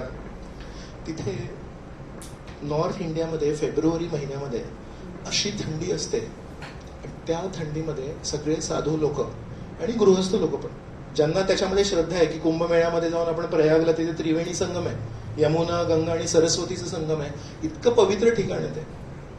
तिथे प्रयागराज म्हणतात त्याला, प्रयाग नाही म्हणत. सर्व तीर्थांचा राजा आहे प्रयाग. तर तिथे मी स्नान करणार. आणि पण कधी असतं तो, कधी उन्हाळ्यात नसतो तो कुंभमेळा, तो बरोबर थंडीत असतो. पण जर पुण्य पाहिजे असेल, स्वतःला शुद्ध करायचं असेल, तर त्या थंडीच्या वातावरणामध्ये आपण स्नान केलं पाहिजे. आणि त्याचं दुसरं उदाहरण श्रील प्रभुपाद देतात. एखादी गृहिणी आहे, ती घरातल्या लोकांच्या स्वयंपाकासाठी अगदी वैशाख महिन्यामध्ये, मे महिन्यामध्ये स्वयंपाक सोडत नाहीत. मग श्रील प्रभुपादांनी हे किती टोकाचे 2 उदाहरणं दिले आहेत. एकीकडे म्हणतात साधू लोक तिथे काही गोष्टींना दाद न देता, शारीरिक सुखाला दाद न देता सहनशील होऊन स्नान करतायत. आणि दुसरं उदाहरण देत आहेत की प्रत्येक घरातील गृहिणी ही उन्हाळ्याच्या महिन्यातही आपल्या घरातील लोकांसाठी स्वयंपाक करते. सो प्रभुपादांनी या दोघांना एकाच स्तरावर आणलं. मग जर एखादी गृहिणी आहे जी कर्तव्य म्हणून आपल्या फॅमिलीसाठी उन्हाळा असू दे, पावसाळा असू दे, काही असू दे, पण स्वयंपाक करते, प्रभुपाद इज टेकिंग त्या गृहिणीला कोणाच्या स्तरावर नेलं श्रील प्रभुपादांनी? साधूंच्या सर्व होते. का बरं? कारण ते साधू पण कर्तव्य म्हणून सहनशीलता करतायत. आनंद नसतो थंड पाण्यात आंघोळ करण्यासाठी. तशाच प्रकारे ती गृहिणी पण कर्तव्य म्हणून सहनशीलता करतायत. म्हणून जेव्हा आपल्याला आपल्या कर्तव्याची जाणीव होते तेव्हा आपण सहनशील बनवू शकतो. आपके लिए हिंदी में एक तर आमची पंजाबी माताजी आहेत, त्या फक्त मला आशीर्वाद द्यायला आज इकडे आल्या. त्याच्यासाठी एक वाक्य हिंदी, जब हम कर्तव्य के बारे में सोचेंगे तभी हम सहनशीलता कर पाएंगे. अगर हम छोटी छोटी चीजों में फंसे रहेंगे तो हम सहनशील कभी नहीं बनेंगे. सो जो इंडिया चायना बॉर्डरवर सैनिक आहे, आता मध्ये ना एक फोटो आला होता की पापड असतात ना, पापड, तर हे आर्मीचे लोक पापड कसे खातायत बघितलं कोणी फोटो? तिथे ना रेती आहे, तर ती इतकी तापते तर त्या रेतीमध्ये आतमध्ये पापड टाकतात आणि असं 2-1 मिनिटांनी तो पापड काढतात. तो आपला छान असं तव्यावर भाजलेला पापड असतो. आणि थंडीच्या दिवसांमध्ये जेव्हा बर्फ पडतो, तर डिसेंबर वगैरे मध्ये आलं होतं की 4-1 महिने असं एवढा बर्फ आहे, त्या बर्फामध्ये they have to stand on guard. तर रात्री अटॅक होऊ शकतो, तर रात्री पूर्ण असं इकडून तिकडून सगळं करून फक्त डोळे आहेत आणि त्या बंदुकीच्या वर जो बटन असतो तिथे जो पोट असतो त्याच्या फक्त एक नसतो, कारण मिस नाही व्हायला पाहिजे, तर तिथे प्रोटेक्शन नसतं आणि डोळ्यांना बाकी सगळं पूर्णपणे कवर्ड आहे. आणि जिथे झोपतात तिथे पण कधी कधी बर्फ पडतं. सो तो जो सैनिक आहे तो तितक्या थंडीमध्ये तिथे उभा आहे आणि इतक्या गरमीत पण उभा आहे की पापड भाजला जातोय रेतीमध्ये. तो कोण सैनिक तिथे उभा राहू शकतो? सहनशील. पण सहनशीलता कशी निर्माण होणार? मी इथे माझ्यासाठी नाही उभा आहे. मला जर चॉईस दिला, पर्याय दिला, मी जाईल घरी. नाही, देशाच्या रक्षणासाठी मला इथे उभं राहणं गरजेचं आहे. या लोकांना जेवण पुरवण्यासाठी मला इथे उभं राहणं गरजेचं आहे. मला पुण्य कमवायचं असेल तर मला या स्नान करणं गरजेचं आहे. तर only when you have a higher goal in life, जीवनामध्ये जेव्हा आपल्याला उच्च कर्तव्य पालनाची जाणीव असेल, तो व्यक्ती सहनशील बनेल. तर अध्यात्मामध्ये श्रीकृष्णांना काय प्रसन्न करेल, माझ्या गुरूंना काय प्रसन्न करेल, याची जाणीव जर नसेल आणि आध्यात्मिक कर्तव्याची आठवण नसेल, आपण सहनशील बनू शकत नाही. कारण भांडण करण्यासाठी 100 कारणं आहेत आणि सहनशील होण्यासाठी एकच कारण आहे, जर मी सहनशील राहिलो आणि भांडण नाही केले, श्रीकृष्ण प्रसन्न होतील, माझे गुरु प्रसन्न होतील. तर जसा तो सैनिक देशाप्रतीच्या कर्तव्याला धरून स्मरण करून सहनशील बनतो, जशी ती आई आपल्या मुलांप्रती असणाऱ्या कर्तव्याला धरून तिथे सहनशील बनते, तसंच आपण पण आध्यात्मिक जीवनामध्ये कधी सहनशील बनू, जेव्हा आपण हे लक्षात घेऊ, जीवन हे भांडण्यासाठी नाही आहे, जीवन हे प्रेम करण्यासाठी आहे. पण प्रेम करण्यामध्ये एक अडथळा येतो, याने असं केलं त्याने असं केलं, त्याच्याकडे दुर्लक्ष करायचं शिकायचं, फोकस दूर ठेवायचा. फोकस जेव्हा दूर ठेवतो तेव्हा जवळच्या गोष्टी तेवढ्या स्पष्ट दिसत नाहीत. सो साधूंचं एक उदाहरण आहे आणि गृहिणीचं उदाहरण आहे. दोन्ही उदाहरण श्रील प्रभुपादांनी एका स्तरावर दिले आणि तिसरं उदाहरण आहे एका सैनिकाचं. त्या तिन्ही उदाहरण देऊन श्रील प्रभुपाद आपल्याला सांगतात कर्तव्य पालन केलं पाहिजे. अजून एक महत्वाची गोष्ट आहे की अर्जुनाची 2 नावे दिलेत या एका श्लोकामध्ये. ते एक आहे कौंतेय आणि एक आहे भारत. श्रीकृष्णांनी पण प्रत्येक श्लोकामध्ये जेव्हा जेव्हा अर्जुनाला उल्लेख केलाय तर बरोबरशे निवडक नावं शोधलेत.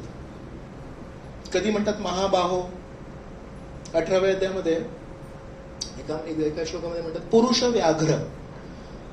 मराठी जो वाघ म्हणतो त्याला संस्कृतामध्ये व्याघ्र म्हणतात. तर म्हणतात अरे तू व्याघ्र आहेस, पुरुषांमधला मनुष्यातला व्याघ्र आहेस, तू असं काय करतोयस. तर वेगवेगळे शब्द. तर इथे कौंतेय शब्द वापरलाय म्हणजे कुंती पुत्र. का बरं असं केलं असेल? इथे पण म्हणाले असे अरे महाबाहो थोडं सहन करायला शिक, अरे एवढा तू चांगला क्षत्रिय आहे सहन करायला शिक. श्रीकृष्ण इतके संवेदनशील आहेत ना, एकेका शब्दावर एवढं कंट्रोल आहे. कुंतीचं जीवन काय, आईचं एका अर्थाने यू राईट संघर्षच आहे. त्यांच्या वडिलांनी त्यांच्या मित्राला आपल्या मुलीला दान दिलं. ती आपल्या वडिलांद्वारे नाही तिचं वाढ झाली. कुंती भोज हे त्यांचे मित्र होते वडिलांचे. त्यांनी आपल्या मुलीला कुंती भोज नावाच्या राजाला, त्यांच्याकडे मूल नव्हतं म्हणून दिलं, तर म्हणून तिचं नाव कुंती झालं. त्याच्यानंतर लहानशी मुलगी 8 वर्षांची आणि एकदा दुर्वासा ऋषी आले घरी, तर लहान मुली साधूंची सेवा करतात, निरागस असतात. ते सेवा केली तर ते म्हणाले मी तुला एक वरदान देतो, कुठल्याही देवतांना तू बोलवू शकतेस म्हणून. लहानशा मुलीला काय कळत नाही. तर दुसऱ्या दिवशी सूर्य लगेच असा उगवतो ना, तर कुठले देवता दिसतात का, नाही दिसत. तर त्या दिवशी असं सूर्यदेव दिसले, सूर्य दिसला. म्हणजे काल मला ना ऋषी मुनींनी एक वरदान दिलं, तर मी बघते खरंच आहे का. गंमत, मुलींना असते अशी गंमत. तर सूर्यदेवांना स्मरून तिने तो मंत्र जप केला. सूर्यदेव समोर आले, म्हणजे आता मला मी काय देऊ तुला. म्हटलं मी देण्यासाठी काय, मी गंमत करत होती, भातुकली खेळणारं वय होतं तिचं. तर तिने म्हणाले नाही मी आलोय तर मी काहीतरी देणार. तर मग तिने मुलगा दिला. मुलाला कसं आणि पटकन जन्म पण झाला, ते काही गर्भात वगैरे नव्हतं. तर मग आता त्या मुलाला घेऊन करायचं काय, कुमारी आहे ती. मग त्या मुलाला वाहून दिलं.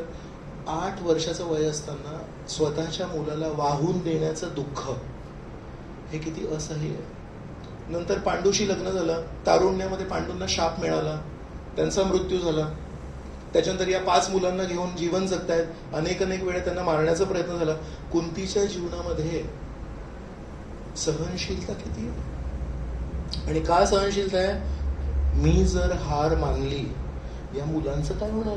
यांचे वडील नाहीत, आजोबा नाहीत, काही नाहीत. समजा यांनी विचार केला काय करू मी एक एकटी महिला, असं म्हणतो ना आपण कधी, मी एकटी अबला, मी काय करणार. जर त्यांनी तो विचार केला असता, हे 5 पांडव लहानपणीच मारले गेले असते.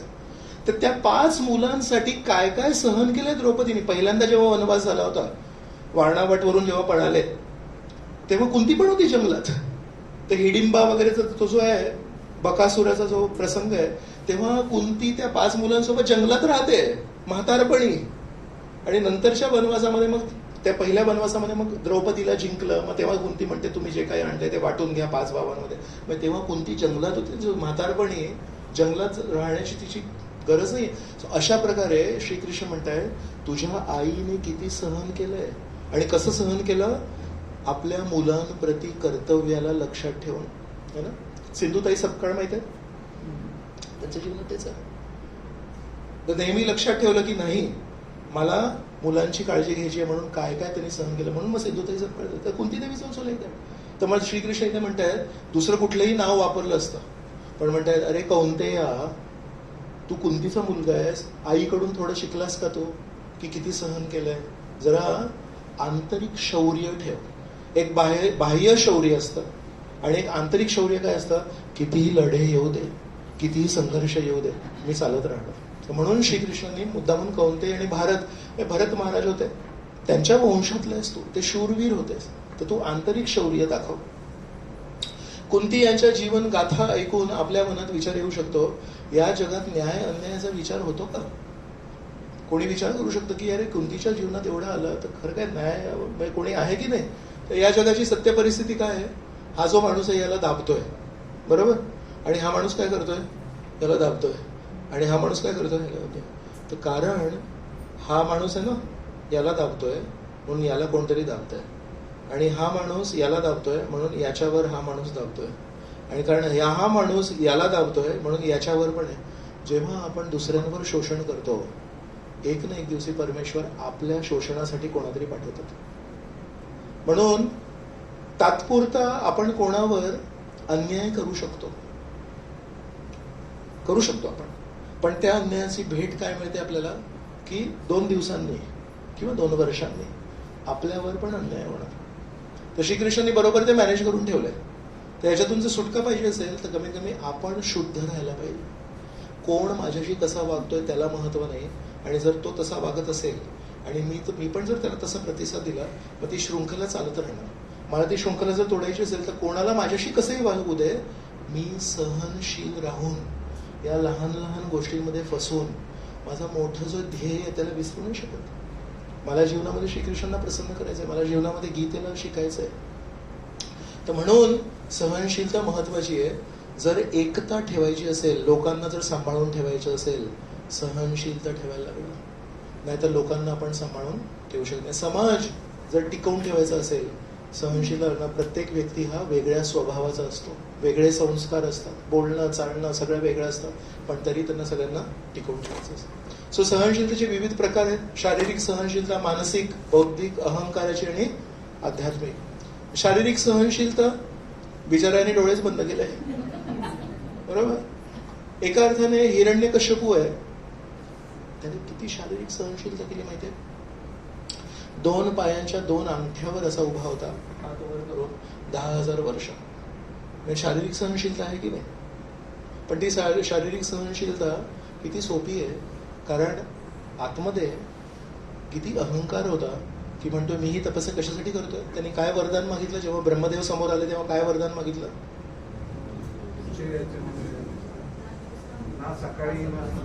हा, ते नंतर मागितलं. आधी म्हणाले की मला अमर बनवायचं, मला अमरत्व पाहिजे. मग तेव्हा ब्रह्मदेव म्हणाले मी स्वतः पण अमर नाहीये, मी तुला कसं देणार ते. म्हणजे ठीक आहे, अमर नाही म्हणू शकत, काय करायचं, अमर बनायचं, अमर बनायचं. अशा दिवसात नाही, रात्री नाही, आत नाही, बाहेर नाही, वर नाही, खाली नाही. मग ते एक एक एक एक का मागितलंय की असं खायला नसेल मिळत तर मग असं खातो. पण बेसिकली त्याला अमरत्व पाहिजे. अमर श्रीकृष्ण म्हणतायत शरीर अमर नाही म्हणणार. शरीर हे अशाश्वत आहे.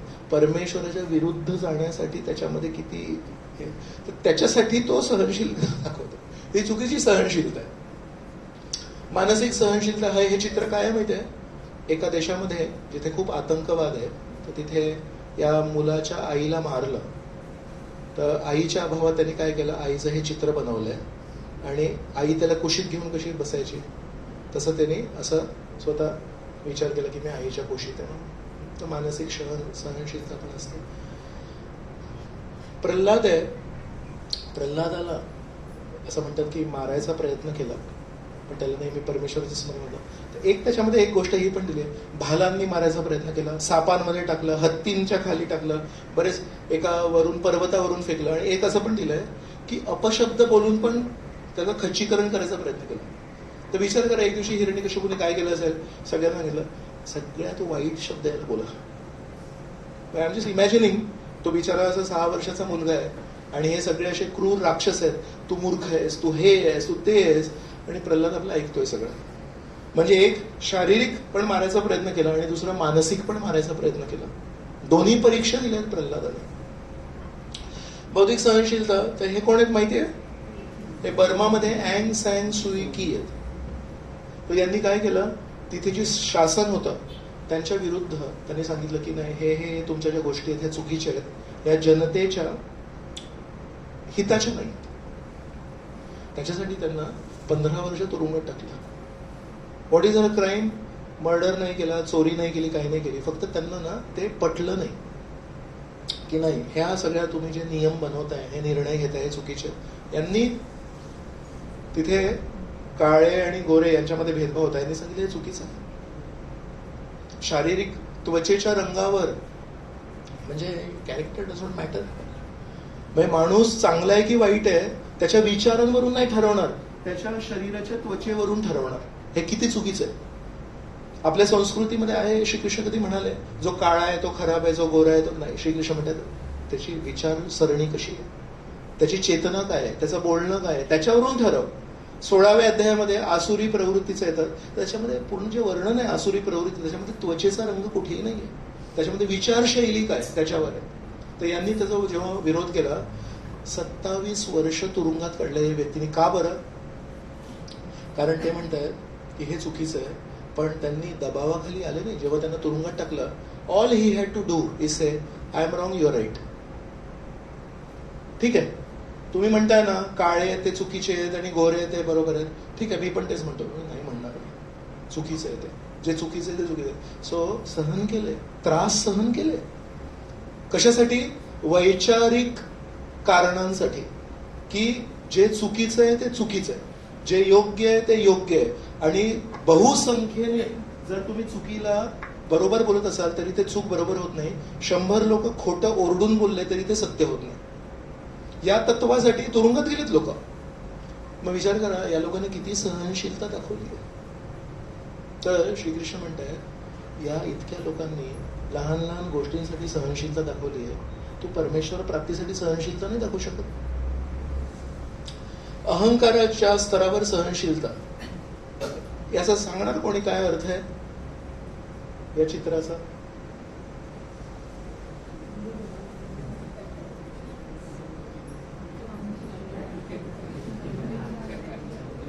ओके, वाचल्यावर थोडंसं मूड बदलला. सांगणार, तुम्ही सांगणार. मताची नेहमी व्हॉलंटिअर करतात.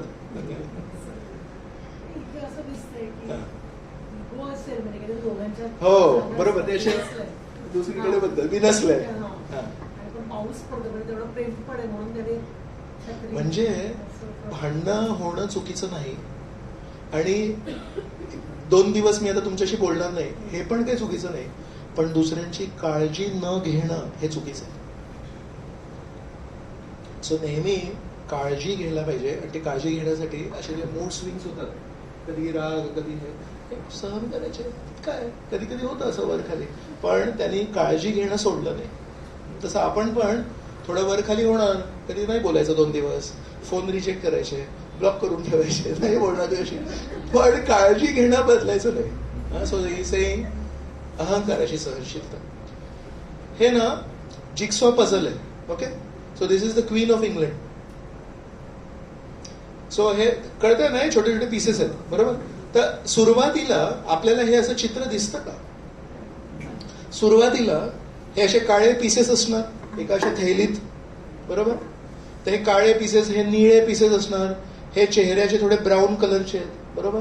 तर बेसिकली सुरुवातीला एका थैलीमध्ये असे छोटे छोटे छोटे छोटे पीसेस वेडे वाकडे कापलेले बरोबर. तिथून तुम्हाला सुरुवात करायची आहे. मग ते एक पीस घेणार, मग हे निळे जरा एकसारखे दिसत आहेत तर मग सगळे निळे एकत्र करणार, हे जे असा काळा जो बॅकग्राऊंड आहे ते करणार. हे चित्र बनवायला किती वेळ लागतो साधारणपणे? 1 तास वगैरे.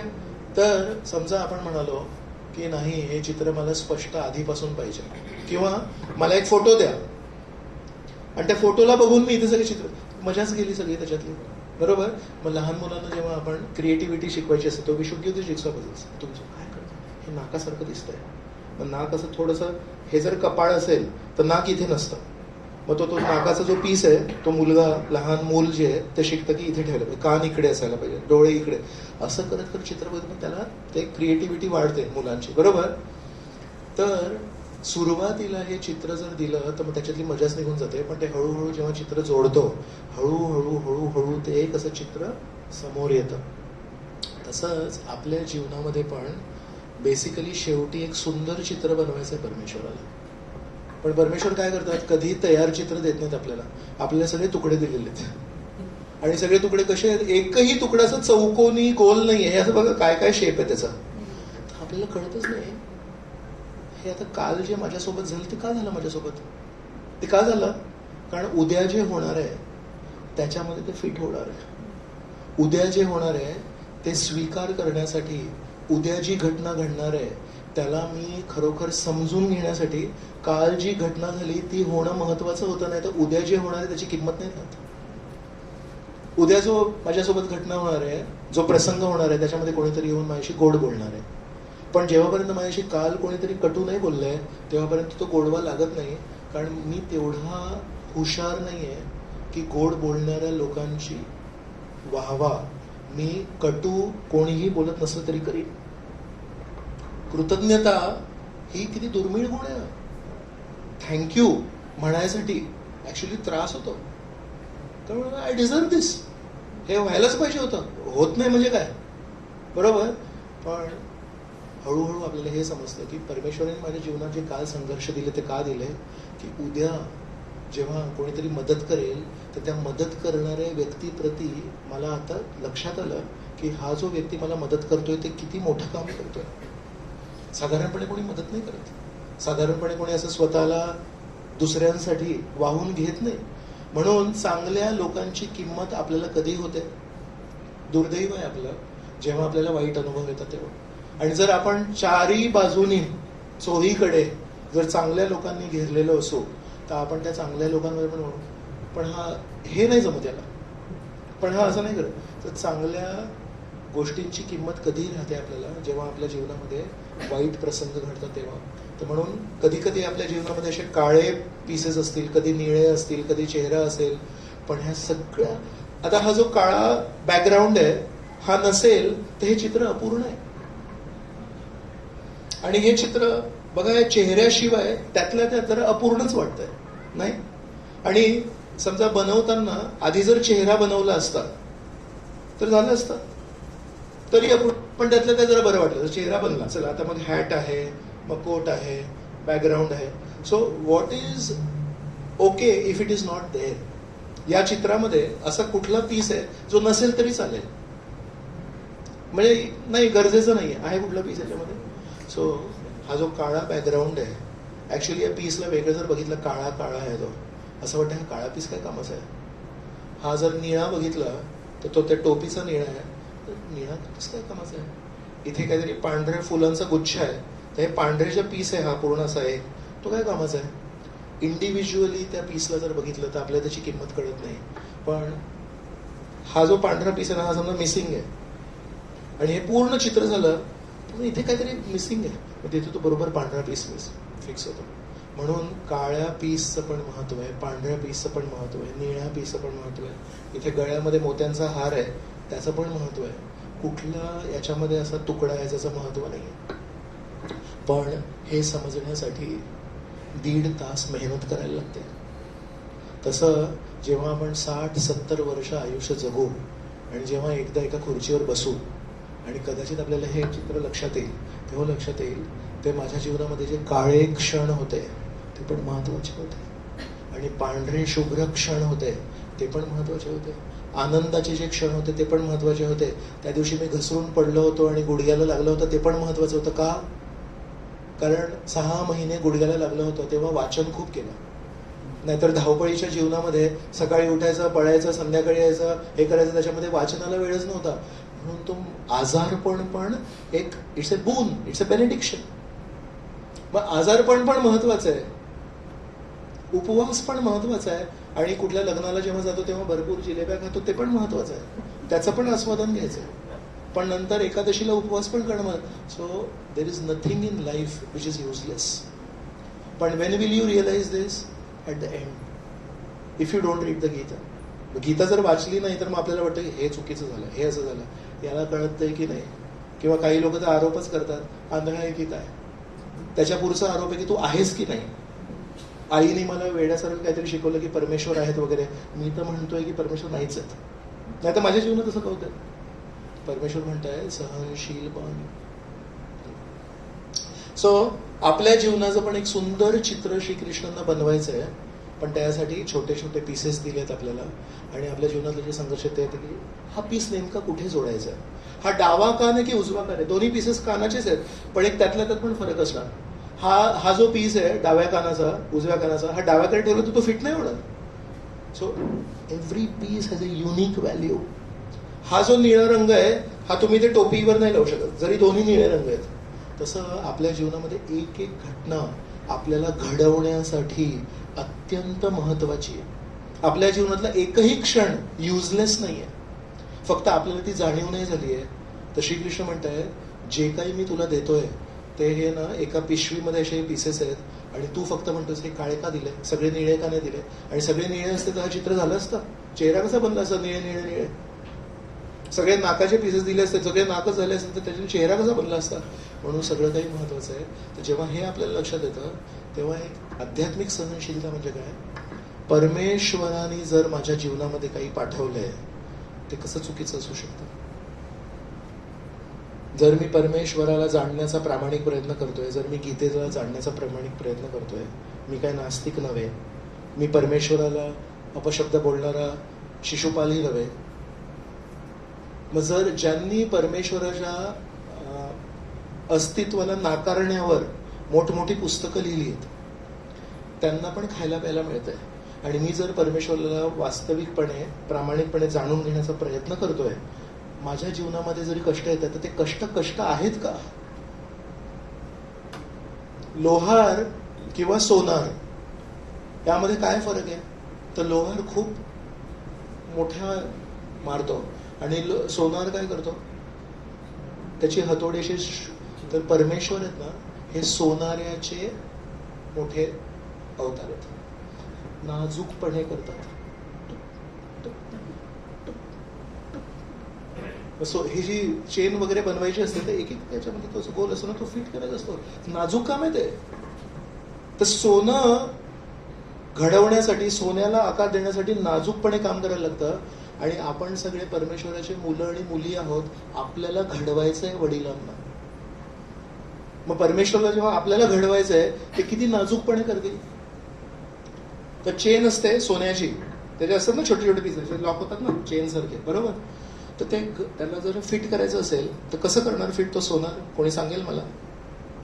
तो छोटासा लांबट पीस असणार, त्याला आधी सर्कल करणार, असं दाबून त्याला असं गोल आकार देणार, पण पूर्ण नाही दाबणार, छोटीशी गॅप ठेवणार, मग त्याला फिट करणार आणि मग पूर्ण दाबणार, बरोबर. तसंच आपल्याला पण कधी दाबून गोलाकार देतात, फिट करतात कुठल्या तरी परिस्थितीमध्ये आणि पुन्हा दाबतात. मग नंतर लक्षात येतं एवढ्या सुंदर चेनमध्ये, सोन्याच्या साखळीमध्ये मी बांधलो गेलोय. पण ते बांधण्यासाठी नाजूकपणे परमेश्वर आपल्यावर काम करतो. म्हणून कंप्लेंट करायची हळूहळू आपण सवय सोडू शकतो. सो ब्रह्मदेवांकडून श्रीकृष्णांना यांनी एक प्रार्थना आहे, तत्तेनुकंपां सुसमीक्षमाणो गुंजान एवात्मकृतं विपाकम हृद्वाग वपुर्भिर्विदधन नमस्ते जीवेत यो मुक्तिपदे सदाय भाग. तर याचं मराठी ट्रान्सलेशन आता माझ्याकडे मराठी भागवतम नाही आहे, इंग्लिशमध्ये लिहिलं. My dear lord, one who earnestly waits for you to bestow your causeless mercy upon him, all the while patiently suffering the reactions of his past misdeeds and offering you respectful obeisances with his heart, words and body, is surely eligible for liberation, for it has become his rightful claim. म्हणताय जो व्यक्ती आपल्या जीवनात होणाऱ्या संघर्षांना असं मानतोय गतकाळात मीच काहीतरी चुका केल्या असतील, नाहीतर माझ्या जीवनात होणार नाही, आणि अशा भावनेत जो तुम्हाला आपल्या शरीराने, आपल्या विचारांनी आणि आपल्या शब्दांनी नमस्कार अर्पण करतो, प्रार्थना अर्पण करतो, त्याच्यासाठी हे भवबंधनातून मुक्त होणं हा त्याचा जन्मसिद्ध अधिकार होतो. जसं लोकमान्य टिळक म्हणाले स्वातंत्र्यामध्ये जन्मसिद्ध अधिकार आहे, तसं ब्रह्मदेव म्हणतात जर आपण या चेतनेत जगलो की प्रत्येक परिस्थितीमध्ये परमेश्वरला प्रार्थना अर्पण करतो आणि जे काही होत आहे माझंच काहीतरी चुकीचं असेल, मी चुकलो असेल, या भावनेमध्ये मुक्ती आपला हक्क बनतो. वी कॅन आस्क मी का नाही मुक्त झालो. ऍक्च्युली नेहमी म्हणतात की परमेश्वर नेहमी प्रार्थना करायला पाहिजे, पण ब्रह्मदेव म्हणतात तो त्याचा हक्क बनतो. ओके, सहनशीलता काय नव्हे, जस्ट 2 स्लाइड्स. सहनशीलता सहनशीलता सहनशीलता सहनशीलता काय नव्हे हे पण सांगायला पाहिजे. हे कोण म्हणतायत? हा जो श्लोक आहे कोण म्हणतायत? श्लोक हा नाही, मूळ जो श्लोक आहे आपला सहनशीलतेवर जो श्लोक आहे तो श्रीकृष्ण म्हणतात. कोणाला म्हणतात? पण पहिल्या अध्यायामध्ये अर्जुन काय म्हणाला होता श्रीकृष्णांना? साधारणपणे श्लोक नकोय मला, साधारणपणे काय भूमिका घेतली होती त्याने अर्जुनाने? सोडू दे, करू दे यांना जे काही करायचं ते, बरोबर. मग एका अर्थाने सहनशीलता नाही कधी. अर्जुनाने पण सहनशीलता दाखवली ना पहिल्या अध्यायात. करू दे हो, चुकीचे आहेत हो, करू द्या, आपल्याला त्यांना जे करायचं करू द्या, मी निघून जातो इथून. ती पण सहनशीलता झाली की. आणि श्रीकृष्णांनी काय सांगितलं? युद्ध कर. आणि युद्ध करून पहिली शिकवण काय देतात अबक मध्ये? सहनशीलता. हे कसं समजायचं? श्रीकृष्ण म्हणतायत अन्यायाला सहनशील नको बनू, अन्यायाविरुद्ध लढण्यामध्ये जे चॅलेंजेस येतील त्याच्यासाठी सहनशील बन. अन्यायाला सहन नाही करायचं आहे, अन्यायाला लढा द्यायचा आहे, पण अन्यायाला लढा देणं सोपं नव्हे. अन्यायाला लढा देताना जीवनामध्ये जे संघर्ष येतील त्याच्यामध्ये सहनशीलता दाखव, अन्यायाला सहनशीलता नको दाखव. सो जीवनामध्ये जर कोणी आपलं शोषण करत असेल त्याला सहनशील नाही करायचंय, तर हे कदापि सहन करू नये. किंवा कोणी कोणाला तरी त्याचा दोष नसताना मारताय, त्या सगळ्यांनी आपली पाठ केली, मला काही दिसतच नाहीये, तर अन्यायाला सहन करणं सहनशीलता नाहीये. पण माझ्या जीवनात अनअपेक्षित जेव्हा वादळ येत आहेत, तिथून सुरुवात केली होती आपण, त्या अनअपेक्षित वादळांना सहन करायचंय. So what tolerance is and what tolerance is not, both are very important. Shri Krishna त्याला नाही म्हणत अरे यांनी एवढा अन्याय केला तो सहन कर. ते म्हणतात नाही, उभा राहा, युद्ध कर, आणि युद्ध करताना अभिमन्यूचा जेव्हा मृत्यू होईल ते सहन कर. सो आजचा सराव आपल्या जीवनाची सत्य परिस्थिती आपण बघितली, वादळ येत असत आंतरिक बाह्य वगैरे वगैरे. श्रीकृष्णांचे अनमोल वचन आपण बघितले, हिवाळा पावसाळा येत राहणार, पौर्णिमा अमावस्या येत राहणं, तशाच प्रकारे तू पण सहन करशील. मग श्रील प्रभुपादांचे अनमोल तात्पर्य आपण बघितले. 2 वेळा श्रील प्रभुपाद म्हणाले केलेच पाहिजे, सहनशीलता व्हायलाच पाहिजे. आणि नंतर सहिष्णूचे 5 प्रकार बघितले आणि मग आपण बघितलं सहिष्णुता काय नव्हे म्हणून. तर मनपूर्वक आभार, खूप खूप धन्यवाद. सो आपण इथे थांबूया आणि जर कोणाला काही प्रश्न असतील तर मग आपण ते प्रसादाच्या वेळेस घेऊ शकतो. आता जे आता पावणे